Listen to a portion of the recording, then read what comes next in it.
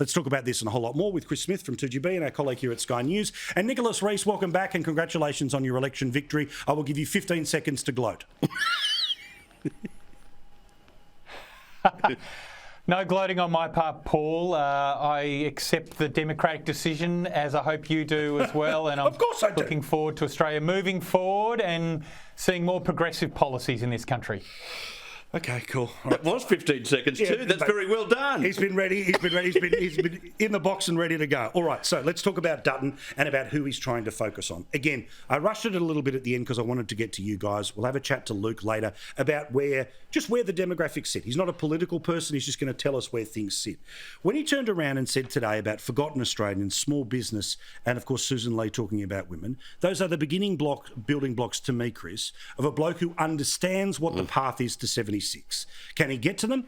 Well, international circumstances will push things in his direction. Economic circumstances will start to do elbow in early. What do you think? In some ways, the next 3 years will be as difficult, if not more difficult, than the last 2 years have been for Scott Morrison, when you think about it, because everything that he will face goes exactly against everything he promised. So that will take care of itself for the Conservative parties. Yes. The jury's out on David Littleproud and whether the Nationals needed to replace Barnaby Joyce. Maybe it's the look and the symbolism that may help them. Put that aside. But Dutton is the man. I'm telling you now, those that have wandered from the Conservative parties over this election campaign, and a lot of them I spoke to over the weekend on the lower North Shore. I went to a few gatherings and they said, I was never going to vote for Morrison. I was never going to vote for Morrison. Incompetent, insincere. It was all about that. And they were going to go to Labor, but they decided to go to the Teals instead because they thought Albo wasn't up to it through the election campaign. So what I'm saying is the pool of voters out there is ready to be taken, is ready for Dutton to seize upon, and today was very promising with what he said. And conversely, Nick, if Albo can get them, he can supercharge that we don't have to wait a week, 8, 9 days to work out whether there's a majority or not. He can get it by 9 o'clock on election night. These are the people who decide elections. We have spent too much time in the media talking about the richest 10 electorates in the country. Yeah. I want to talk about the 87 in the dead middle that can and will decide every single time.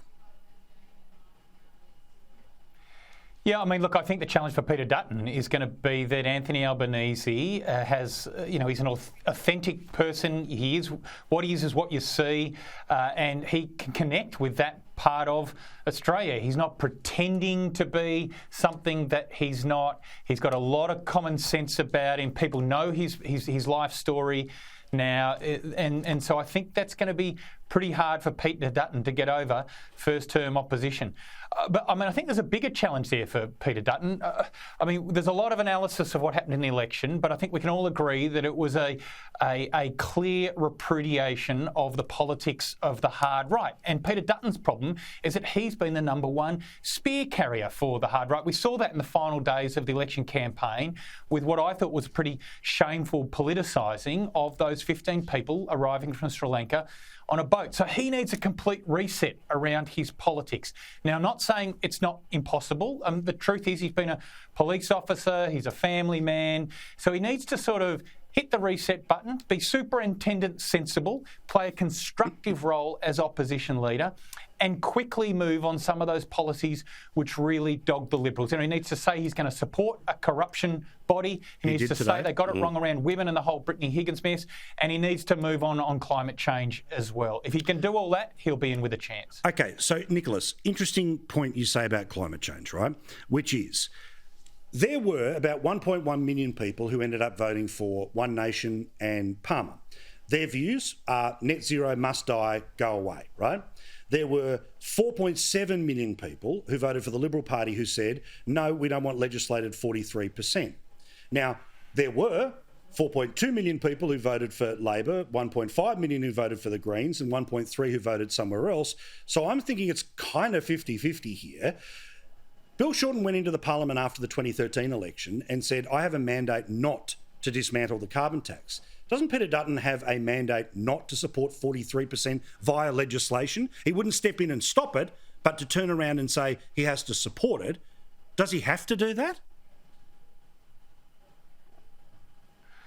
Well, firstly, the minor parties on the right, including United Australia Party, which threw $100 million at the election campaign and didn't win a single seat. I don't know that you can really characterise that vote as neatly as you just did as being a pro-coal part of the electorate. I think there's a complex series of factors that were going on there, but ultimately it boiled down to a rejection of the major parties.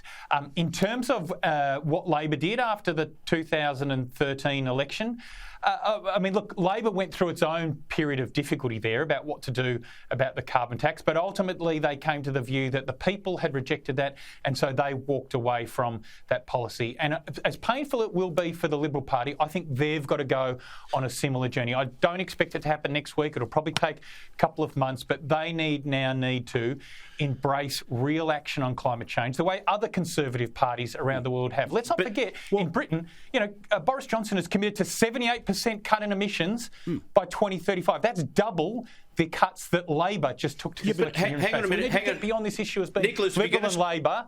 And Nicholas, if you're going to start using the Boris Johnsons and maybe Europe as an example, why aren't we, with the other 19 nations attached to the G20, discussing in this next 3 years the idea of modular nuclear reactors? 100%. Because the 19 G20 countries, apart from Australia, are, but we can't grow up. We're not grown up enough. You've got Finland's Green Party, who've even ticked off on it. Surely our Greens can one day grow up and also discuss this and talk about it. I reckon this is the answer for Peter Dutton. I agree. Forget about going one way or the other way on emissions targets. Say to the people, I want a discussion right now about modular reactors and sell it like crazy, which we know he can do. And maybe this is not something the public can buy in the next 2.5 years, but they'll get there in 5 years' time. Yeah, I also think, Nicholas, before I get your response on it, can we play what Peter Dutton had to say today about emissions? This is what the new Liberal leader said.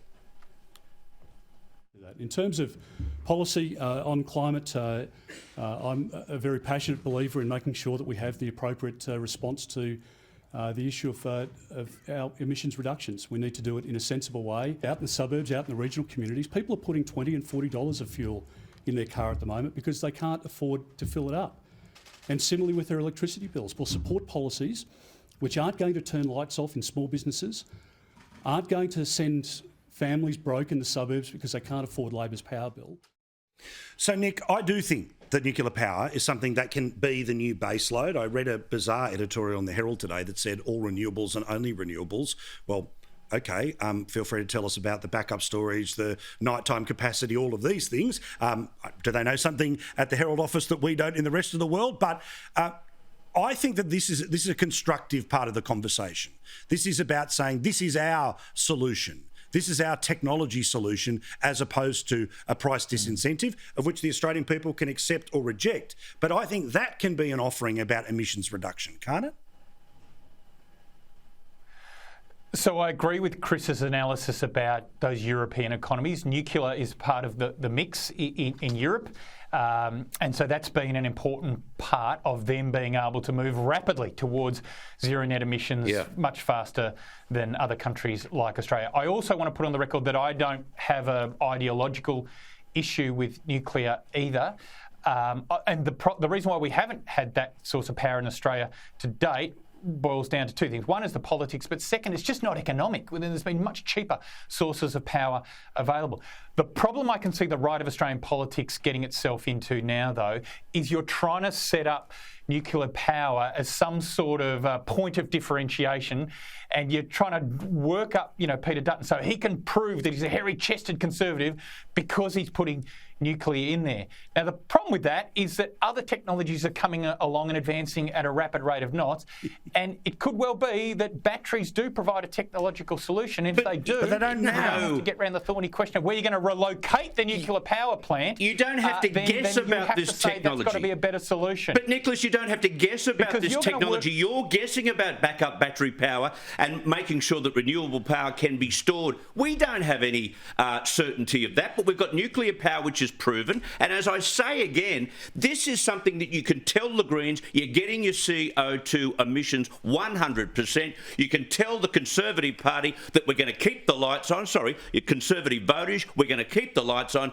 At least have the conversation. Get rid of this silly law where we can't even use it for power, so it opens up. And I know Albo won't use it because he's so anti-nuclear, it's not funny, but we should be talking about it. But okay, but Nick, here's my thing, right? Hang on, mate. About the national conversation about nuclear, right? I think the only way this is ever going to happen is obviously the government has to build it. But imagine if the trade-off was to whatever the city, whatever the regional centre was that had it, you can have free power for 30 years. Yeah. That's how. It's not about this giant, big, scary thing and mate. My knowledge of regional Australia, nobody wants it literally in their backyard, but if you can have free power for 30 years, you're more than happy to have it a few k's down the road. Now, quickly before we go, Nicholas, as I've said to you... Hang on, Paul, just before next time we get together, come on, next time we get together, we're going to put a map up of Australia, and you and Chris are going to show me the electorates in Australia which you think should have nuclear power or should it's be the other way open around. And we'll colour them on the map, and we'll take a screenshot. No. See, that's the game. Okay, well, the offer is, if you want it... that you think should get it.